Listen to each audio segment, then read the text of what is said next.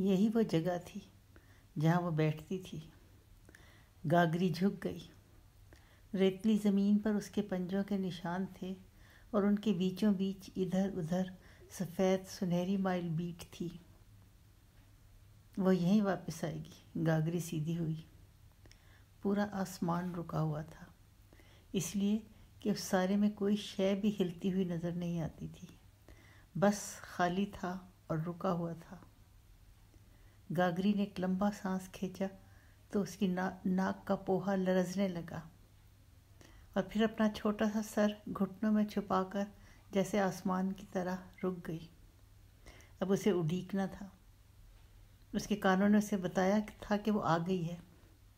اس کی گردن کے گرد کسی ہوئی ہنسی اس کے گھٹنوں کو لگی تو اس نے اپنا ماتھا آگے کر کے گھٹنوں پہ رکھ دیا۔ وہ سویرے سے ہی بستی سے باہر ادھر چلی آئی تھی، ادھر جہاں سے ڈوبو مٹی شروع ہوتی تھی اور جہاں سے اکا دکا رخ دکھائی دیتے تھے۔ اسے پہلے تو اس جگہ کو تلاش کرنا تھا جہاں وہ بیٹھتی تھی، اور اس کے پنجوں کے نشان اور بیٹ پڑی ملتی ہے، اور پھر سانس روک کر بیٹھنا تھا تاکہ وہ واپس آئے تو اسے بھی کوئی جھاڑی سمجھ کر نیچے آنے سے نہ کترائے۔ یوں تو سب لوگ کنک، پھلیاں اور پھوگ کا ہی کھانا پینا کرتے تھے اور کبھی مچھلی کا ماंس بھی کھا لیتے تھے، لیکن ان کے تالو میں کبھی کبھار پرندوں کا سواد بھی پھوٹتا تھا، اور ساری بستی میں نری گاگری تھی جو ان کو قابو کرنا جانتی تھی۔ ویسے تو نت نئے رنگوں اور نسلوں کے پکھیرو ان کے چھپروں کے آسمانوں اور دریا پر سے گزرتے رہتے تھے، اور کبھی ان میں سے کوئی تھکان سے نیچے آ جاتا تو وہ اسے ڈھیمے مار مار کر گرا لیتے، پر یہ کبھی کبھار ہی ہوتا تھا۔ اور جب کبھی ان کے تالوں میں سواد پھوٹتا تھا تو وہ گاگڑی کا منت ترلا کرتے کہ دیکھ، جب پچھلا بڑا پانی آیا تھا تب تو نے اس کا ماंس ہمیں کھلایا تھا، فصل پکنے پر ہم تجھے ایک ایک ٹوپی کنک دیں گے، تو آج پھر اس کا ماंس کھلا دے۔ بستی میں اور بھی ایسی تھیں جن کے جسوں میں پھرتی پھڑکتی تھی، پر یہ صرف گاگری میں تھا کہ وہ ہاتھ میں ڈنڈا لے کے جب پرندے کے پیچھے لپکتی تو اڑان کرنا بھول ڈنڈے کی چوٹ کھا پھڑ پھڑ اس کے ہاتھوں میں آ جاتا۔ گاگری نے کئی مرتبہ چاہا کہ کوئی دوسرا بھی یہ کام سیکھ لے، پر کوئی نہ سیکھ پایا۔ ویسے اسے پرندے کو مارتے ہوئے کچھ ہوتا تھا، شاید دکھ ہوتا تھا۔ ہاں، گاگری جنگل میں بے ڈرے جاتی تھی اور وہاں جو کچھ ملتا مار لیتی تھی، پر کبھی کبھار پاروشنی وہاں کیا کرنے جاتی تھی؟ وہ گھٹنے میں سر دیے، سانس روکے، کان لگائے سنتی رہی۔ وہ اس کی بہن کواسی اور چھوٹا بھرا گٹا بستی کے باقی لوگوں کی طرح کھیت کھود کر ان کے گرد کچی دیواریں اسار کر اب بڑے پانیوں کی آس میں تھے۔ اس کی میاں میں اب زور نہیں تھا کہ کھیتوں میں جا کر جھکے۔ وہ شاید کسی رات آپوں آپ رکھوں میں جانے والی تھی، لیکن آج اس نے کہا تھا، گاگری، بڑوں نے کہا ہے اڑنے والی ذات کے ماس میں گرمی ایسی ہوتی ہے کہ پرانی اور جھڑتی ہڈیوں کو بھی جوڑ دیتی ہے۔ تو جا کر ہاتھ پاؤں مار، خورے کچھ قابو میں آ جائے۔ وہ جب کبھی اس کام کے کرنے کو ادھر آتی تو کر کے جاتی، کبھی خالی ہاتھ نہ لوٹتی۔ اس کی انگلیاں لکڑی کے موٹے ڈنڈے پر کسی مکوڑے کی طرح رینگتی۔ کواسی اس سے بڑی تھی اور اس میں آلکسی بھی بڑی تھی۔ وہ اپنی چٹائی سے اٹھتی پیٹ بھرنے کو یا خالی کرنے کو، نہیں تو ٹانگیں پھیلائے لیٹی رہتی، اور گٹا اس کا جسہ دباتے دباتے تنگ آ جاتا۔ کواسی ایک دو بار بیاہی گئی پر زیادہ دیر نباہ نہ کر سکی اور مرد کو گھر سے باہر کر دیا۔ ادھر یہی ہوتا تھا، عورت کی مرضی، اس کے ساتھ لیٹے نہ لیٹے، اسے کھانے کو دے نہ دے۔ کواسی کی آلکس سے تنگ آ کر اب مرد اس کے پاس سے گزرتے بھی نہیں تھے کہ کوئی کام کہہ دے گی۔ اب وہ چٹائی پر پاسے پلٹتی گھر میں رہتی۔ میاں کو پیاس لگتی تو اٹھ کر پانی نہ دیتی، خود بھی بھوکی پیاسی پڑی رہتی۔ گٹا گاگری آتے تو ان دونوں کا کچھ بندوبست کرتے، اور اب وہ بستی والوں کے تالو کے لیے اور میاں کی پرانی ہڈیوں کے لیے گھٹنوں میں سر چھپائے، کان لگائے سنتی تھی۔ وہ خود تو خالی نہیں تھی، اس میں بیج پڑا، پھوٹا اور پھر ختم ہو گیا۔ اور کس کا بیج؟ وہی جس کے اندر بس شک ہی شک ہے، جس میں آلکس تو ہے پر اس کے سر میں رت یوں دوڑتی ہے کہ اس کی بات سب سے الگ ہوتی ہے۔ نہ وہ کھیت پر جائے نہ کوئی اور کام کرے، جیوا تو بس باتیں کرتا جائے، سوجھ بوجھ کی اور اچھمبے کی باتیں۔ بستی میں پانیوں کی بات ہو، کھیتی کی کوئی کہانی ہو، کوئی ایسی انہونی جو کوئی بوجھ نہ سکے، تو سب یہی کہتے تھے کہ جیوا بات کرے گا، اور وہ کرتا، اور سب کہتے کہ ٹھیک کرتا ہے۔ اسی جیوا کا بیج اس نے پالا، پر جب وہ باہر آیا تو جہاں اس کا ناک منہ ہونا چاہیے تھا وہاں بھی ماس تھا۔ ناک منہ کی شکل ہی نہ تھی تو وہ سانس کہاں سے لیتا؟ مر گیا۔ اور گاگری اسے ایک چھوٹے سے برتن میں دبا آئی اور پتھروں کے راستے میں ایک چھوٹا سا پتھر بھی رکھائی۔ جیوا کے پاس اب بھی وہ جاتی تھی۔ رکے ہوئے آسمان کے ایک حصے میں سرسراہٹ ہوئی جو اس کے کانوں میں آئی، اور حرکت کی ایک آواز نیچے اتری۔ اس نے دھیرے سے گھٹنوں سے سر اٹھایا، سانس روک کے اوپر دیکھا۔ بھوکڑ تھی۔ وہ ایک لاپرواہ کیفیت کا آنکھوں میں اتر جانے والا پرندہ تھا، آسمان میں ٹوٹتے تارے کی طرح تیزی سے جیسے جلتا ہوا تیرتا تھا۔ اس کے پھیلے ہوئے پروں پر سفید اور بھورے دبے بھلے لگتے تھے، اور گاگری جانتی تھی اب وہ اس ریتلے ٹکڑے پر اترے گی جہاں اس کی سبزی مائل سفید بیٹ اور پنجوں کے نشان ہیں۔ تب تک اسے گاگری کو دم رو کے بیٹھنا تھا۔ بھوکڑ کے بارے میں کہتے تھے اس پرندے کو پکڑ کر صرف کھایا جا سکتا ہے، اسے پنجرے میں بند نہیں کیا جا سکتا، وہاں یہ مر جاتا ہے۔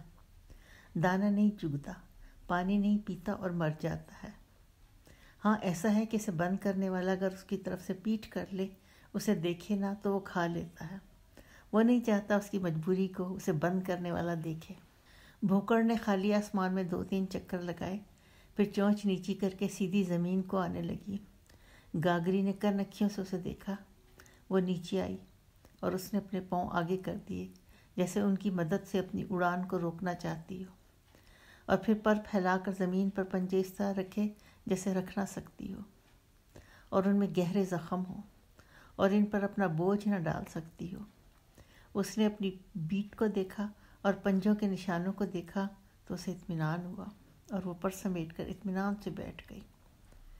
بس یہی وہ گھڑی تھی۔ گاگری کی مہین آنکھیں بھوکڑ پر جمی تھیں۔ اس کی انگلیوں نے ڈنڈے کو بھینچا، اس پر سخت ہوئیں، پھر وہ پنجوں سے زمین کو کریدتے ہوئے یکدم اٹھی اور بھوکڑ کی طرف لپکی۔ بھوکڑ نے قدموں کی دھمک سنی تو سن ہو کر رہ گئی، پھر آنکھیں چپک کر اڑان کرنے کے بجائے اندھا دھند دوڑنے لگی۔ گھاگری اس پر دھاوا بولنے کو تیار اس کے پیچھے اڑتی چلی گئی۔ بہت بھاری بھوکڑ ہے، ساری بستی کے حصے میں اس کا ماس آئے گا، پکڑ گاگری مار۔ وہ ڈنڈا اٹھائے اسے سر پہ دے مارنے کو تیار لپکی چلی جا رہی تھی کہ بھوکڑ نے اپنی پیٹھ بھینچی اور پھر یکدم کھول کر بیٹ کی بوچھاڑ گاگری کی آنکھوں کی طرف دے ماری۔ وہ اس کے لیے تیار تھی۔ وہ جانتی تھی کہ بھوکڑ اپنے بچاؤ کو یہی کرے گی، اور اس کی نظریں اس کی پیٹھ پر تھیں۔ جو ہی وہ بھینچی گئی اس نے جان لیا کہ اب اس میں سے زہریلی بیٹ نکلے گی، اور اس نے فوراً اپنی آنکھیں بند کر لی تھیں، اور یوں بچاؤ ہو گیا تھا۔ اسے ہر صورت اب اس کے سر کے اوپر ہونا چاہیے تھا، ورنہ چند قدم اور دوڑنے کے بعد اڑان کر جانے کو ہوگی۔ گاگری نے ہانپتے ہوئے سانس اندر کھینچا اور دانت پیستے ہوئے پوری زور سے بھاگی اس کے سر پہ پہنچی، اور اسی وقت اس نے پر کھولے اور اڑان کے لیے اونچی ہونے لگی، اور اسی وقت گاگری نے ڈنڈا ہوا میں بلند کیا۔ بھوکڑ کی گردن ڈنڈے کی عین نیچے تھی۔ وہ بدن کے زور کو ڈنڈے میں لائی اور اسے نیچے اس کے سر پر لانے کو تھی کہ بھوکڑ رکے ہوئے آسمان میں تیزی سے تیرتی تھی، ایک ٹوٹتے تارے کی طرح۔ گاگری ہانپتی ہوئی وہیں گر پڑی، اور اس کے پسینے سے نچڑتے جسم پر مٹی چمٹ چمٹ کر کیچڑ ہونے لگی۔ پہلے کبھی ایسا نہیں ہوا تھا۔ اس بار ایسا کیوں کر ہوا اسے پتہ نہیں تھا۔ جب ڈنڈا بھوکڑ کے سر پر تھا اور اپنے پیروں کو سمیٹتی اپنے آپ کو بچانے کو بھاگتی تھی، شاید اس کے بھاگنے میں کچھ تھا جو گاگری کے اندر گیا اور وہاں دہائی دی کہ مت مارو مت مارو، اور اس نے جان بوجھ کر ہاتھ روک لیا تھا۔ پہلے ایسا کبھی نہیں ہوا تھا۔ اس نے اپنے جسے کو پسینے اور کیچڑ سے صاف کیا، لنگی باندھ کر کھڑی ہو گئی۔ تھوڑی دور ڈوبو مٹی کے بیچ میں پندرو اپنے دم جھاڑتا آنکھیں چپکتا تھا، اور اس کا مٹیالہ سنہری رنگ سویر کی ہلکی روشنی میں نتھرا ہوا تھا، اور وہ جانتا تھا کہ ابھی ابھی جو عورت زمین پر پڑی ہونکتی تھی پاروشنی نہیں، گاگری تھی، جو جانوروں اور بکھیروں کی بیری تھی، اور وہ اس تک نہیں پہنچ سکتی تھی کیونکہ ان دونوں کے بیچ ڈوبو مٹی تھی۔ یہ جانتے ہوئے وہ لاپرواہی سے تم کو زیادہ زور سے جھاڑتا تھا اور آنکھیں چپکتا تھا۔ پھر تھوڑی دیر بعد اس نے تھوتنی اوپر کر کے نتنے پلائے جیسے ہوا سونکھتا ہو، اور ہوا میں جو کچھ ہو اس نے ٹانگوں کو جھٹکا جیسے ہوا سونکھتا ہو اور ہوا میں کچھ ہو، اس نے ٹانگوں کو جھٹکا اور پھر پلانگیں بھرتا رکھوں کے اندر چلا گیا۔ جو ہی پندروں نے تھوتنی اٹھا کر ہوا میں کچھ سونگا تھا، گاگری کے نتنے بھی پھڑ پھڑائے کہ ہوا میں کچھ ہے۔ پھر اس نے اپنے بازو پر پھوٹتے پسینے پر ہاتھ پھیرا تو اس پر انگلیاں پھسلتیں۔ اس میں چکنائی تھی، پانی برسے گا۔ گاگری نے آسمان دیکھا جو بھوکڑ کے جانے کے بعد اب پھر رکا ہوا تھا۔ اس نے ہوا کو اپنے اندر کھینچ کر روکے رکھا، شاید کچھ پتہ چلے کہ کیا ہوگا، پر وہاں کچھ نہیں تھا۔ نہیں، جثے میں چکناہٹ پھوٹے تو پانی ضرور گرتا ہے، میں دور نہیں ہوتا۔ گاگری پسینہ پوچھتی، کبھی آسمان کو دیکھتی اور اپنے گلے کی ہنسی پر ہاتھ پھیرتی بستی کو چلنے لگی۔ اس کے ڈنڈے کا بھار بہت ہو رہا تھا، پر وہ اسے اٹھائے ہوئے تھی، ایسے کہ اس کے بغیر جیسے وہ پوری نہ ہو۔ اس کی انگلیاں اس کی گولائی پر تنگ ہوتی تھیں، پھیلتی تھیں، پھر تنگ ہوتی تھیں، اور گاگری کی آنکھیں ان کے ساتھ بند ہوتی جاتی تھیں، اور وہ اس کے بوجھ کو اٹھائے اس کی گولائی محسوس کرتی ہانپتی چلتی تھی۔ اس کے ایک طرف رتے ٹبے تھے جن پر پھوگ اور لانا کی جھاڑیاں پھیلی ہوئی تھیں۔ یہ ٹیلے صداؤں میں رہتے تھے جہاں وہ اب تھے، وہاں سے کہیں نہیں جاتے تھے۔ اور دوسری طرف ککے ٹبے تھے جن پر کچھ نہ اگتا تھا، کیونکہ یہ اگنے یا پھوٹنے سے پہلے ادھر ادھر جگہ بدلتے رہتے تھے، بھکشو ٹیلی کی طرح۔ ان ٹبوں میں کہیں کہیں پرم ڈنڈی، کترن، گورکھ پان اور چھپری وغیرہ کی بوٹیاں نظر آتی تھیں۔ چھپری کی سفید مائل سبز بوٹی کا بیج ناک میں پہننے والے پوپے کی شکل کا ہوتا ہے، اور اپنے اندر اتنی گری اور زور رکھتا ہے کہ مرد اسے کھا کر سو نہیں سکتا۔ گاگری نے اپنے ڈنڈے پر گرفت مضبوط کی اور چھپری کی بوٹی کو دیکھ دیکھ کر مسکرائی اور چلتی رہی۔ اس کے منہ میں پیاس خشک ہونے لگی۔ وہ کترن بوٹی کے پاس رکی اور اس کے نیچے زمین کھود کر اس کی ایک جڑ نکال لی۔ جڑ کو صاف کر کے اس نے اسے منہ میں رکھا تو جیسے پیاس کم ہونے لگی، اور وہ اسے چباتی چلتی رہی۔ پاروشنی نے چٹائی پر لیٹے لیٹے اپنا بازو ہوا میں اوپر کیا تو اس کے کنگن ایک ہلکے شور کے ساتھ اس کی کوہنی پر گرے۔ کون سا کنگن فالتو ہے؟ پاروشنی نے ہاتھ سے پوچھا اور اس کی آنکھیں پھیل گئیں۔ وہاں پسینے میں چکناہٹ کا شبہ تھا۔ پانی، بڑے پانی تو آ رہے ہیں، اسے معلوم تھا، لیکن کیا وہ آسمان سے بھی اتریں گے؟ اگر ایسا ہوا تو سب سوکھا اور خشک وتر میں آ جائے گا، اور اس وتر میں جو کچھ ہوگا پھوٹ پڑے گا۔ ورچن بھی وتر تھا۔ ہر پاسے دن رات کا عجب چکر ہے، نہ کوئی شے جاتی ہے نہ آتی ہے، جو ہوتی ہے وہی رہتی ہے، یا اس کی جگہ پر اس طرح کی کوئی اور آ جاتی ہے۔ رکھوں میں مور ہیں، ہرن ہیں اور سہ ہیں اور بھینسیں ہیں اور ہمیش سے ہیں۔ ادھر بستی میں ہم سب ہیں اور زمانے سے ہیں۔ ایک جاتا ہے تو دوسرا آ جاتا ہے۔ حیاتی کا یہ چکر کہاں سے چلا یہ پتہ نہیں، پر یہ پتہ ہے کہ یہ ختم نہیں ہوگا۔ بیج اسے آگے آگے لیے جاتا ہے۔ دریا کے پانی بھی ہمیش اتنے ہی رہتے ہیں، ختم نہیں ہوتے، کم ہو جاتے ہیں، پھر اتنے ہو جاتے ہیں تو پھر حیاتی تو ہمیش کی ہوئی، یہ مٹی تو نہیں ہوئی، رہتی ہے وہیں پر۔ اور پانی میں بسنے والے بھی اتنے ہی رہتے ہیں، مچھلیاں، کچھوے، مگرمچھ اور دوسرے۔ مچھلیاں جو پکڑی اپنے گھڑوں اور چھجروں پر الیکتی ہے، مگرمچھ جو میں سمروں انہی مہروں پر بناتا ہوں، میں بناتا ہوں یا وہ جنور خود بنتے ہیں، میں اگر نہ ہوں تو بھی بنتے جائیں گے۔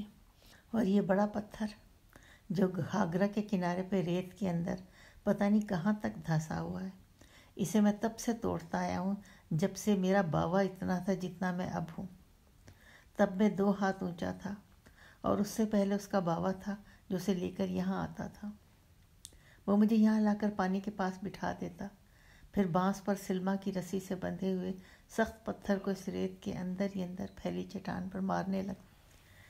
میں سمرو پانی میں پاؤں ڈالے بیٹھا رہتا اور اپنے بازو کا زور اپنے ہاتھ میں پکڑے بانس والے پتھر میں ڈال کر چٹان کو توڑنے میں لگا رہتا، اس چٹان کو جسے میں اب توڑ رہا ہوں اور کل کوئی اور سمرو توڑے گا، پر میرا تو آگے بھی کوئی نہیں تو اسے کل کون توڑے گا؟ میں جو من کے مہریں اپنے باوا سے سیکھا ہوں، دیکھ دیکھ کر تو مجھے اب دیکھنے والا کوئی نہیں تو کل انہیں کون بنائے گا؟ نہیں بنائے گا تو چٹان کے گرم جسے میں ایک باریک دراڑ پھیلی جسے اب سمروں نے اپنا پتھر مار مار کر بڑا کیا، پھر چٹان سے ایک بڑا ٹکڑا الگ ہو کر اس کے پاؤں پر آ گرا۔ سمروں کے دانت پاؤں کی چوٹ سے بھینچے پر وہ خوش تھا، بس ایک اور ٹکڑا۔ تب میں بہت سارے دنوں تک بڑے سکھ سے انہیں کاٹ کاٹ کر اور بنا کر ان میں من کی اور گہنے گھڑتا رہوں گا۔ آس پاس رکھوں میں یا ان کے پار کہیں بھی کوئی چٹان نہ تھی، صرف یہاں دریا کے ساتھ ریت کے اندر یہ پھیلی ہوئی تھی، شاید صرف سمروں کے لیے، پہلے سمروں کے لیے جس نے اسے پہلی بار دیکھا، اور آخری سمروں کے لیے جسے شاید وہ دیکھے گی۔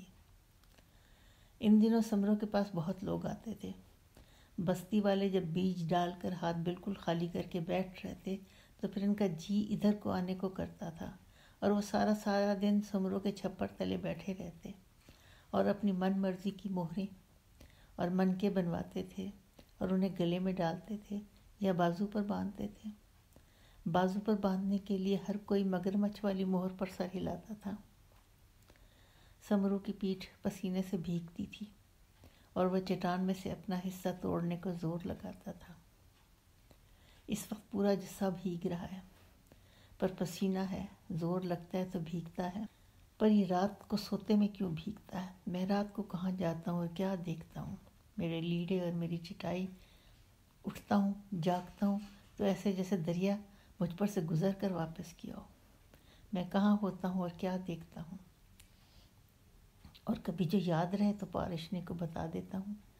ساری بستی جب نیند میں اترتی ہے تو کہیں اور جاتی ہے اور دریا پار جاتی ہے، میں پتہ نہیں ادھر ہی رہ جاتا ہوں جو آنکھیں بند ہونے پر بھی دیکھتا ہوں۔ سمروں کی بھیگی ہوئی پشت پر ہوا نے ہاتھ رکھا اور اس میں ٹھنڈک تھی۔ یہ ٹھنڈک کچھ زیادہ ہے۔ سمروں چٹان پر جھکا ہوا تھا اور اس کے سر میں یہ بات آئی کہ ٹھنڈک کچھ زیادہ ہے۔ وہ سیدھا ہوا تو اس کے پاؤں تلے کی ریت میں نمی تھی اور دریا آگے آیا ہوا تھا۔ سمروں کی آنکھیں پھیل گئیں۔ بڑے پانی؟ بس اسی لیے آج دریا کنارے کی سوکھی ریت اتنی گرم نہیں تھی، اس میں نمی تھی اسی لیے، اور جو ہوا ٹھنڈی ہو رہی تھی اس لیے کہ دریا پھیل رہا تھا اور وہ اس پھیلاؤ پر ہو کر آتی تھی۔ بڑے پانی؟ انہیں تو آنا ہی تھا۔ اس نے اپنا بانس اور پتھر ایک طرف رکھا، جلدی سے چٹان میں سے توڑے ہوئے 2-3 بڑے بڑے ٹکڑے گھسیٹ کر ادھر لے گیا جہاں بھی خشکی تھی اور جدھر پانی نے آنا تھا، پر ابھی ٹھہر گیا۔ وہ واپس آیا اور چٹان کے قریب کھڑے ہو کے اس نے اپنا زور اور اپنی امید آنکھوں میں بھر کر دیکھا۔ ہاں، دریا چڑھ رہا تھا، اس پر جھاگ تیرتی تھی اور بڑا پانی آ رہا تھا۔ اس کے دیکھتے دیکھتے پانی اس کے پاؤں میں آیا اور پھر آگے آگے ہوتا گیا۔ تب اسے وہ بوٹا یاد آیا جو کل شام پاروشنی کے ہاتھ میں تھا اور وہ اسے چھپاتی تھی اور کہتی تھی کہ یہ دریائی بوٹا نہیں ہے۔ اس لیے وہ جانتی تھی کہ پانی آ رہے ہیں اور بتاتی نہیں تھی کیونکہ وہ بتا نہیں سکتی تھی ورنہ یہ واپس ہو جاتے۔ پاروشنی جانتی تھی اب اگلے 3-4 روز میں پانی نے پھیلنا تھا، جیسے بیج پیٹ میں پھیلتا ہے اور پھر کھیتوں میں اور وہاں سے ڈوبو مٹی پر جو سخت ہونے کو تھی، پر اب پھر کیچڑ میں بدلے گی، پھر اسے رکھوں میں جانا ہے اور جھیل تک پہنچنا ہے۔ اب جھیل تک پانی جاتے ہیں یا نہیں جاتے یہ پتہ نہیں۔ پاروشنی جانتی ہے پر اس نے کبھی جھیل کی بات نہیں کی، اور ان پانیوں نے پھر 5-6 روز رکا رہنا ہے اس جگہ جہاں وہ ہوں گے، اور اس کے بعد پچھلے پاؤں پھر واپس آنا تھا ادھر دریا کے اندر۔ کھیتوں کے گرد کچی دیواریں کچھ دن اور اسے روکے رکھیں گی، پھر وہ زمین میں چلے جائیں گے، اور بس وتر نے باقی رہنا تھا اور مٹی کی تہ نے جو بیچ کو ڈھک کر انہیں گرم کر دیا۔ سمرو نے دریا پر ایک بہتی نظر ڈالی۔ اس کا جی چاہا کہ اس سے کچھ کہے، پر کیا کہے، اور پانی اس کے قدموں میں بچھ رہا تھا۔ کترن بوٹی کی جڑ گاگری کے منہ میں نرم ہوتی تھی، پر اس کی ٹھنڈی بانس ناک میں جا کر پورے جثے سے پھیلتی تھی۔ بستی سے 2 کرو ادھر چیوا کا چھپر تھا، اور چھپر کے آس پاس اس کی بھیڑیں اور بکریاں زمین پر نتنے پھلائے منہ مارتی تھیں۔ چیوا چھپر میں ہوگا، آلکس کا مارا ہوا اور کہاں ہوگا۔ گاگری کی ہتھیلی میں پسینہ تھا، اس لیے وہ ڈنڈے کو اچھی طرح پکڑ نہ پاتی تھی، اور وہ پھسلتا تھا، اور گاگری اس کو جانے نہ دینا چاہتی تھی۔ اور 2 کرو ادھر بستی میں اس کی میاں منہ میں بھوکڑ کا سواد لیے اس کی راہ دیکھتی تھی، اور بھوکڑ جو تھی وہ رکے ہوئے آسمان میں سے تیزی سے تیرتی جاتی، اب جانے کہاں گئی ہوگی۔ اور بستی کے دوجے سارے لوگ بھی آج روٹی ٹکر بھول بھوکڑ کا شوربہ بنانے کو ہانڈیوں پر چولہے رکھے اوپلوں میں پھونکے مارتے ہوں گے، اور ان سب کو پتہ تھا گاگری جب آئے گی تو خالی ہاتھ نہیں ہوگی، پر آج وہ تھی، اور وہ نہیں جانتے تھے، اور وہ نہیں جانتی تھی کہ ایسا کیسے ہو گیا ہے، کہ ڈنڈا اس کے سر پر تھا، اور اس سمے مہا میاں تھی جو بھوکڑ کا سانس اسی دم مار کے ختم کر سکتی تھی، یا ہاں ایسے ہی ہوا تھا۔ اس کے اندر مہا میاں نے کہا تھا کہ جانے دے، اور اس نے جانے دیا، اور اسے یہ بھی پتا تھا کہ وہ آج کے بعد کسی پرندے کو کبھی نہیں مارے گی۔ چیوا کی آنکھیں نیند سے موٹی ہوئی تھیں اور بند ہوتی تھیں۔ وہ اپنے چھپر سے باہر کھڑا کب سے گاگری کو اپنی طرف آتا دیکھ رہا تھا، جانے کب سے آسمان کو گھورتی تھی اور دیکھتی تھی، اور اس کے ہاتھ میں ڈنڈا تھا جس سے وہ پرندوں کو کوٹ کر گھر لاتی تھی۔ آج آسمان خالی ہے۔ گاگری ایک سیہ کی طرح ٹھٹکی، ہاں تو ادھر کیا کرتی ہے، کیا دیکھتی ہے، کچھ مارنے کو جاتی ہے؟ نہیں، گاگری نے جیوا کو دیکھا جس کی آنکھیں نیند سے موٹی ہوتی تھیں اور بند ہوتی تھیں، اور گاگری کی آنکھوں میں بھی کچھ ایسے ہی ہوا۔ میں گئی تھی پر آ گئی ہوں۔ خالی ہاتھ؟ گاگری پھر ٹھٹکی جیسے جنگلی بلے کے دانت اس کی سانس کی نالی میں گڑ گئے ہوں، اور چیوا نے جانا گاگری آج وہ نہیں جو پہلی تھی، اس لیے وہ چپ رہا، اور وہ بھی چپ رہی، اور پھر وہ آسمان کو دیکھتی رہی، اور دیکھ کر نظریں جھکا کر کہنے لگی، چیوا تو جانتا ہے کہ میں نے بہت ساری بھوکڑیں ماری ہیں، پر ان سب کا مجھے کچھ پکا پتہ نہیں ہوتا تھا کہ میں ان کو مار لوں گی یا نہیں۔ یہی ہوتا تھا کہ بس وہ قریب ہے، اب اگر ڈنڈا دے ماروں تو شاید لگ جائے۔ پر آج یہ ہوا کہ جس طرح میں جانتی ہوں کہ ہم سب کو اور مجھ کو بھی ایک روز یم کے کتے لے جائیں گے، اور یہ خالی پنڈا برتن میں بند مٹی میں دبے گا، تو بس اسی طرح میں یہ بھی جانتی تھی کہ ڈنڈا اس کے سر پر ہے، اگر میں ماروں تو وہ مرے گی، ضرور مرے گی، اور اس کے پروں میں بھی موت کا خوف تھا۔ وہ اس طرح انہیں پھلاتی بھاگتی تھی، تو میں نے اسے نہیں مارا۔ گاگری سروٹ کے چھت والے چھپر کے اندر چلی گئی اور لیٹ گئی۔ جون سا جنور بوجھ اٹھاتا جائے، سہارتا جائے، بس سبھی اسی پر بوجھ ڈالتے ہیں۔ کواسی، میاں اور گٹا اپنے اپنے بوجھ مجھ پر لاتے ہیں۔ چل گاگری چل، اور گاگری سر جھکائے چلتی رہتی ہے۔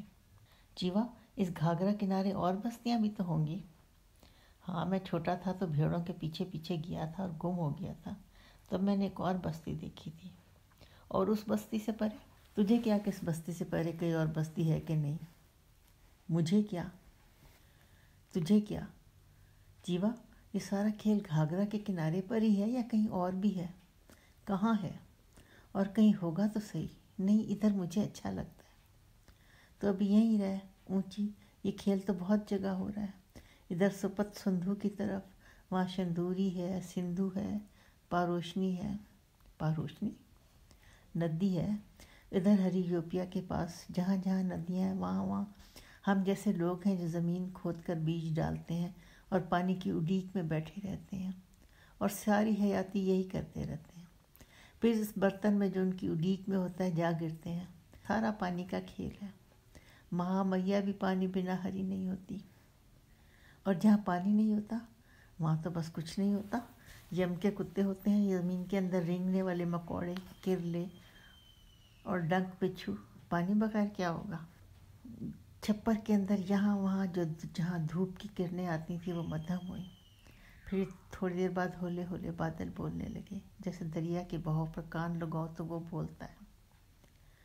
ڈوبو مٹی پہ کھڑے ایک چتکبرے ہرن نے تھوتنی ہوا میں اٹھا کر جیسے سونگھا تھا تو میں جان گئی تھی، اور جیسے میرے پنڈے میں سے چکناہٹ نکلتی تھی تو میں جان گئی تھی کہ پانی آئیں گے، برسیں گے۔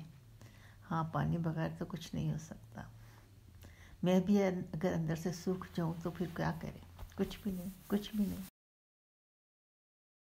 بادل ہولے ہولے بولتا ہوا جیسے یکدم چھپر کے اندر آ کر گرجنے لگا۔ باہر پانی برس رہا تھا، بس ہر طرف پانی ہی پانی۔ میرے اندر، چھپر کے باہر، میرے ماتھے پر بوندیں گرتی ہیں۔ چیوا، پتہ ہے میں نے بھوکڑ کو کیوں نہیں مارا؟ گاگری اسے دھکیل کر اٹھ کھڑی ہوئی۔ جب ڈنڈا اس کے سر پر تھا اور اس کے پروں میں بھی موت کا خوف تھا، اس طرح انہیں پھلاتی میرے آگے آگے بھاگ رہی تھی، تب میں اسے مارنے لگی تو مجھے میرا ساپن دکھائی دی، جیسے وہ اپنے ہاتھ پاؤں پہ میرے گھر میں بھاگتا پھرتا تھا۔ جب میں اس کے پیچھے جاتی تو وہ کلکاریاں مارتا آگے آگے بھاگتا تھا۔ میں اپنے اور تمہارے ساپن کو ڈنڈے سے کیسے مارتی؟ کیوں چیوا؟ بار میں دھاروں دھار برس رہا تھا اور بڑے پانی دریا سے نکل کر کھیتوں میں پھیلتے تھے، اور یہی پانی چیوا کے چھپر میں بھی دبے پاؤں داخل ہوئے جہاں گاگری بھیگتی تھی، اور شاید سب سے زیادہ پانی اس کی آنکھوں میں تھے جو ان سے ڈوب رہی تھیں۔ چھپر کی چھت برستا پانی چوس رہی تھی اور سروٹ کا سنہرا رنگ نیم سیاہ ہو کر ہولے ہولے پھیل رہا تھا۔ پاروشنی کی آنکھیں چھپڑ کے اس حصے کو تکتی تھی جو گیلا ہو کر اب ٹپکنے کو تھا۔ وہ سر کے نیچے کنگنوں والا بازو رکھے اسے دیکھتی رہی اور برستے پانیوں کا شور سنتی رہی۔ یہ شور گلی میں بہت تھا کیونکہ وہاں پانی کھڑا ہو چکا تھا اور میں اس پر برستا تھا۔ یہ شور ویڑے میں بھی کم تھا کیونکہ لیپا پوتا ہوا فرش، جس میں اگرچہ چکنی مٹی تھی، پانی کو شتابی سے چوستا جاتا تھا۔ اوپر سروٹوں کی چھت پر تو وہ جیسے بے پاؤں چلتا تھا، بس ہولے ہولے اس میں گرتا اور پیاسے ہونٹوں کی طرح چوستا جاتا، اور پاروشنی اس کے نیچے لیٹی کنگنوں والے بازو پر سر رکھے اسے دیکھ رہی تھی۔ سویرے گاگری بھوکڑ مارنے کو گئی تھی اور بول کر گئی تھی کہ لاؤں گی، پر لائی نہیں۔ پہلے تو ایسا نہیں کرتی تھی، آج کدھر چلے گئی؟ پر اس کے پاس تو کوٹی ہوئی کنک کے 2 ٹوپے بھی رکھے تھے بھڑولے کے اندر، پانی اور گلاہٹ سے پرے۔ اسے کیا کہ گاگری آئی کہ نہیں، پر وہ آئی کیوں نہیں؟ چیوا کے پاس رہ گئی شاید، جس نے اسے 2 جی دیے تھے۔ ایک تو آیا اور بنا سانس چلا گیا، دوجا اس کے ویڑے میں کھیلتا رہا، پھر ایک سویر وہ نیلا ہوا پڑا تھا، اس کے سر میں چوٹ تھی جیسے کسی نے اسے ڈنڈے سے مارا ہو۔ پاروشنی کی تنگی پشت میں چٹائی دکھنے لگی تو وہ پاسا پلٹ کر اوندھی ہو گئی اور کنگنوں والا بازو سر کے بجائے گالوں کے نیچے رکھ لیا۔ اب وہ چھت کے بجائے ویڑے میں برستی بارش اور گیلی زمین کو دیکھتی تھی، اور اس کی باس اس کی چپٹی ناک میں آتی تھی۔ ادھر بڑے پانی آ جائیں اور ساتھ میں اوپر سے بھی برس پڑے تو زمین تو پچ گئی، اتنی پچ گئی کہ کہیں سے کھودتے چلے جاؤ اور جہاں تک کھودو وہاں تک نمی ہو، تب بیج کیوں نہ پھوٹے؟ اب کے سارے بیجے پھوٹ پڑیں گے، کنک، مٹری، کسمبا۔ بڑے پانی کھیتوں میں داخل ہوتے تو ساری لکائی بستی کو آ جاتی۔ اپنے ڈیرے چھوڑ کر وہ واپس اپنے چھپروں تلے آ جاتے اور پھر وہیں تب تک بیٹھے رہتے جب تک پانی ڈوبو مٹی سے پرے رکھوں کے اندر جا کر پلٹ نہ آتے اور واپس دریا میں نہ اتر جاتے۔ یا الکس اور آرام کے سمے ہوتے، نہ کوئی کھیتوں کو جاتا، نہ دریا میں اترتا۔ ڈوبی ہوئی مٹی نے یوں بھی زیادہ پانیوں میں ڈوب کر بالکل پانی ہو جاتی اور اس کے پکے راستے بھی نرم پڑ جاتے۔ ادھر کوئی نہ جاتا۔ ادھر گلیوں میں اور باہر کھیتوں کے آس پاس پانی گھٹنوں تک آ جاتا، اور جب اترتا تو پاؤں کیچڑ میں دھنستے۔ سب لوگ آلکس سے اپنے اپنے گھروں میں آنکھیں موندے ویڑوں کے چھپروں تلے لیٹے رہتے، کیونکہ اندر کوٹھریوں میں تو نرا گما ہوتا، ہوا گم اور اس میں سانس خالی خالی بڑے پانیوں کے ساتھ مہ برسنے لگتا تو پھر لوگ بالکل ہی بند ہو جاتے۔ پاروشنی سیدھی ہو کر لیٹ گئی اور چھپر کو تکنے لگی جس میں سے اب بار بار پانی ٹپکتا تھا۔ اس نے اپنا منہ کھولا، تھوڑی دیر بعد ایک بوند کو گلے میں گرتے محسوس کیا۔ ورچن جانے آتا ہے کہ نہیں، گھاگرا کس بستی اور ادھر سندھو کے ساتھ جو بڑی بستیاں ہیں ان کے درمیان تو کئی چاند چکروں کی مسافت ہوگی، اور ان کے راستے میں جانے کیا کیا تھا جو ہم نہیں جانتے۔ ہو سکتا ہے وہ راستے میں ہی کہیں رہ گیا ہو اور اب کہیں ریت میں گلتا ہو یا مٹی میں دبا مٹی ہوتا ہو، اور یہ بھی ہو سکتا ہے اس نے وہیں کسی بستی میں ٹک رہنے کا سوچ لیا ہو اور وہ گھاگرا کو بھول چکا ہو۔ وہ بھلکڑ تو تھا، ایسا ہی تھا۔ سمرو اور وہ بڑے بیلی تھے، وہ ان دونوں میں فرق نہ کر سکی۔ اس کو پکا پکا اندر سے سندیسہ نہیں آتا تھا کہ ان دونوں میں سے وہ کون ہے جو اسے چاہیے، ورچن یا سمرو، سمرو یا ورچن۔ کس کے دیکھے سے اس کا پنڈا ہولے سے تپتا ہے، کس کے دیکھے سے وہ فرق نہ کر سکی۔ یوں تو اس کی جگہ کوئی اور ہوتی تو فرق کرتی بھی نہ، دونوں کو دیکھ لیتی، دونوں اس کے گھر والے ہو جاتے، اور ایسا ہوتا چلا آیا تھا۔ پر پاروشنی فرق کرنا چاہتی تھی۔ پھر ورچن نے پوٹلی باندھ لی، وہ بیٹھ نہیں سکتا تھا۔ جیسے ساری بستی پانی کے دنوں میں گھروں میں بیٹھ جاتی ہے اور لوگ سوتے ہیں، کھاتے ہیں اور پھر سو جاتے ہیں، وہ ایسا نہیں کر سکتا تھا۔ وہ چلنا پھرنا چاہتا تھا، تبھی وہ پانی کے دنوں میں بھی باہر نکل جاتا۔ اس کے تلووں میں کھجلی تھی جو اسے چین سے بیٹھنے نہیں دیتی تھی۔ ادھر کبھی کبھار تپڑی داس آتے جو گھر نہیں بناتے اور سدا سفر میں رہتے ہیں۔ وہ اپنی چیزوں کے بدلے بستی والوں سے کنک اور منکے لیتے تھے۔ ان کے ڈیرے پکلی کے آوے کے پاس والے رڑے میدان میں ڈالے جاتے تھے، ان کے ڈیرے پکلی کے آوے کے پاس والے رڑے میدان میں ڈالے جاتے تھے، اور ورچن ان کے پاس کھینچا چلا جاتا اور وہیں کا ہو رہتا، ادھر انہی کے پاس رہتا۔ ان کے چلے جانے پر بھی وہ جلی ہوئی لکڑیاں اور راکھ کو دیکھتا رہتا اور کئی دن اسی میدان میں پڑا رہتا۔ پھر پاروشنی اس کے اوپر جا کر کہتی چل، اور وہ لیلے جھاڑ کر اٹھ کھڑا ہوتا۔ بستی میں آ کر بھی کئی کئی دن چپ بیٹھا رہتا، زبان نہ ہلاتا۔ پھر کسی دن اسے کہتا دیکھ پاروشنی، رکھوں، جنوروں اور پانیوں میں ہماری طرح ہی سانس ہے اور جان ہے، پر وہ ہماری طرح اپنی من مرضی سے چل پھر نہیں سکتے۔ تو ہم جو چل پھر سکتے ہیں، ہمیں ایک جگہ، ایک بستی میں ایک کنارے پر نہیں بیٹھنا چاہیے، چلنا پھرنا چاہیے اور دیکھنا چاہیے۔ پتہ نہیں کیا کیا ہے دیکھنے کو اور ہم نہیں دیکھتے، میں دیکھنا چاہتا ہوں۔ اور پاروشنی کہتی تو دیکھ، دیکھ، پر یہ بھی دیکھ کہ جنور بھی اپنے جنگل سے، اپنے چارے کی جگہ سے دور نہیں ہوتے۔ رکھ اور بوٹے بھی زمین میں اپنی جگہ میں ہی ہرے رہتے ہیں، چلتے پھرتے نہیں۔ تو بندے نے ضرور چلنا پھرنا ہے؟ نہیں ورچن، ہم جنور اور رکھ اور بوٹے سب ایک دوسرے کے آس پاس رہیں تو جیتے ہیں۔ ہم میں سے کوئی دور ہو جائے تو باقی کے سانس گم ہو جاتے ہیں۔ یہ سارے باٹ ہیں، ہم جنور اور رکھ اور بوٹے مل کر برابر رہتے ہیں، نہیں تو ایک کے دور ہونے سے ہلکے ہو جاتے ہیں اور ہمارا بھار نہیں رہتا۔ ہم جنور، رکھ اور بوٹے میں زور کا ہو گیا۔ چھپڑ میں سے بوندوں کے بجائے پانی کی ایک موٹی دھار گرنے لگی اور پاروشنی اس سے بچاؤ کے لیے پاسا پلٹ کر پرے ہو گئی۔ بندہ بھی گبن کرنے جوگا نہ رہے تو گھاس پھونسا سراؤٹ ہو گیا، کسی نہ کام کا، کسی نہ کاج کا۔ دھروا نے پیشاب ملے گوبر پر گرتے پانی میں اٹھتی سفید سفید بھاپ میں اکھڑا سانس لیا، بیلوں کی جانب دیکھا جو بارش سے منہ موڑے ایک بڑی کوٹھی میں بیٹھے جو گالی کر رہے تھے۔ بڑے پانی دریا سے باہر آ کر جب پھیلتے تو بیلوں کے اس باڑے تک پہنچنے میں ایک دن یا ایک رات لگاتے، اور جب یہ کوٹریوں میں داخل ہوتے تو بیل ہنکاتے ہوئے اٹھ کھڑے ہوتے جیسے ان پر کسی دشمن نے حملہ کر دیا ہو۔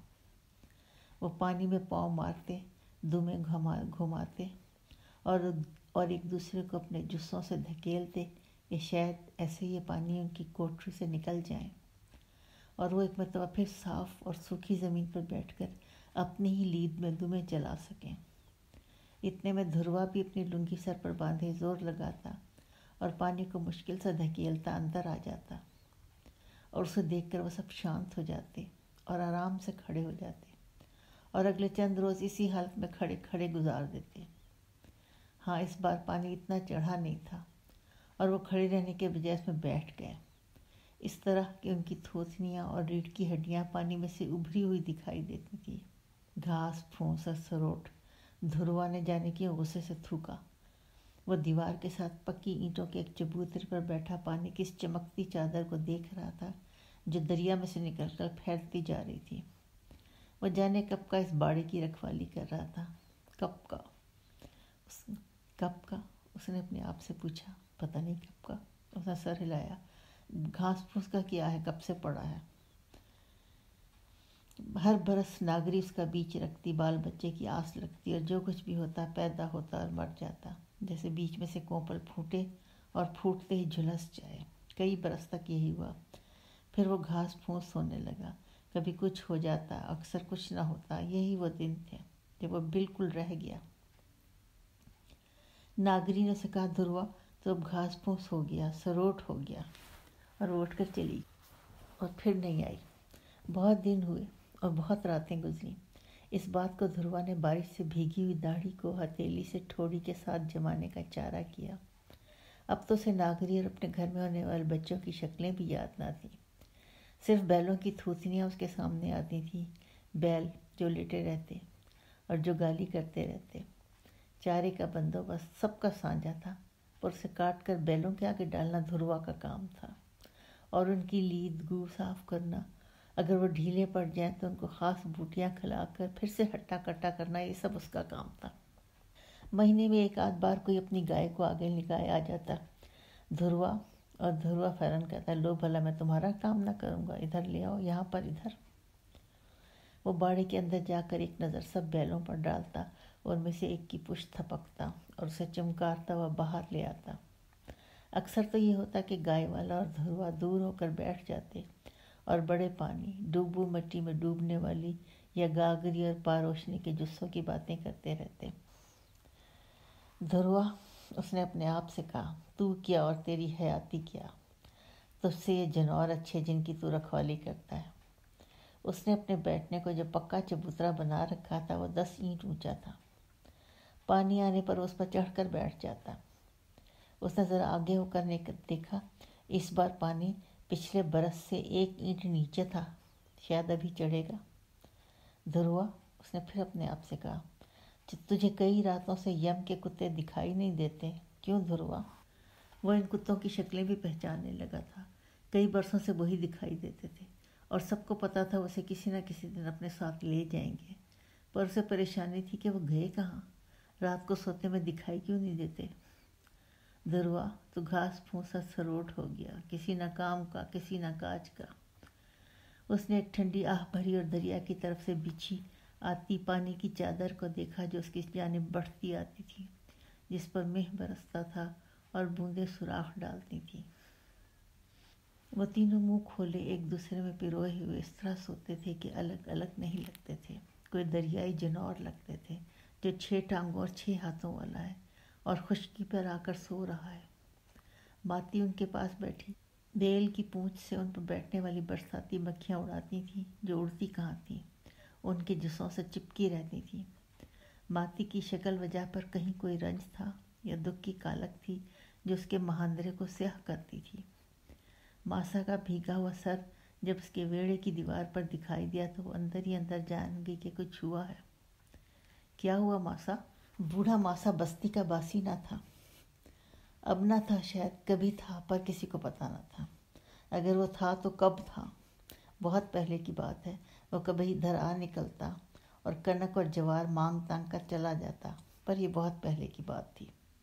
اب وہ کسی کو دکھائی نہیں دیتا تھا، پتہ نہیں وہ کہاں تھا، اور پتہ نہیں وہ تھا بھی یا نہیں، کچھ پتہ نہیں۔